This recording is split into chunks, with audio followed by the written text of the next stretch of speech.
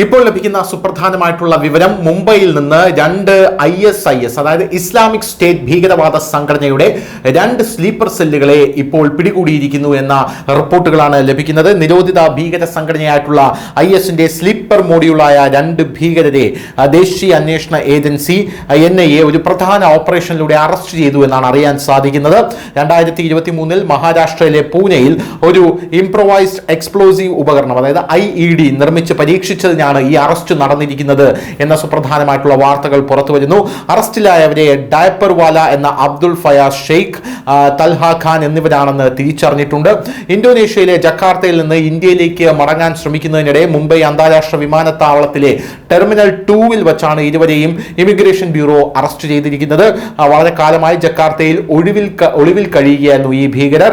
ഇപ്പോൾ NIA സംഘം ഇയാളെ പിടികൂടി ഇപ്പോൾ ചോദ്യം ചെയ്യാൻ ആരംഭിച്ചിരിക്കുന്നു. NIAയുടെ ഔദ്യോഗിക പ്രസ്താവന പ്രകാരം 2023 പൂനെയിൽ രജിസ്റ്റർ ചെയ്ത ഒരു കേസുമായി ഈ അറസ്റ്റ് ബന്ധപ്പെട്ടിരിക്കുന്നു.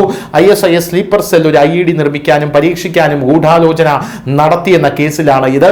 ഇതിലൂടെ വെളിവാകുന്നത് നമ്മുടെയൊക്കെ കേന്ദ്ര ഏജൻസികൾ എത്രത്തോളം കീനായിട്ടാണ് ഇവരെയൊക്കെ ഒബ്സർവ് ചെയ്തുകൊണ്ടിരിക്കുന്നത്. ഇന്തോനേഷ്യയിലെ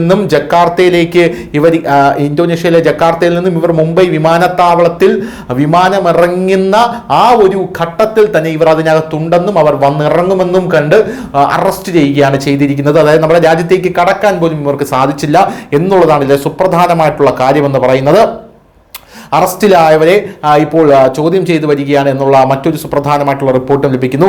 ഈ കേസിൽ അബ്ദുൾ ഫയാസ് ഷെയ്ഖിനെയും തൽഹ ഖാനെയും പിടികുട്ട പുള്ളികളായി പ്രഖ്യാപിച്ചിട്ടുണ്ടായിരുന്നു. ഇവരെ അറസ്റ്റ് ചെയ്യുന്നവർക്ക് NIA ഇതിനകം 3 ലക്ഷം രൂപയും പാരിതോഷികം പ്രഖ്യാപിച്ചിട്ടുണ്ടായിരുന്നു. നിയമവിരുദ്ധ പ്രവർത്തനങ്ങൾ നിയമത്തിലെ സെക്ഷൻ 25 പ്രകാരമാണ്, അതായത് UAPA പ്രകാരമാണ് രണ്ട് പ്രതികൾക്കെതിരെയും രണ്ട് ഭീകരർക്കെതിരെയും ഇപ്പോൾ കേസെടുത്തിരിക്കുന്നത് എന്ന സുപ്രധാനമായ വിവരങ്ങളും പുറത്തു വരുന്നുണ്ട്. News desk, news India Malayalam.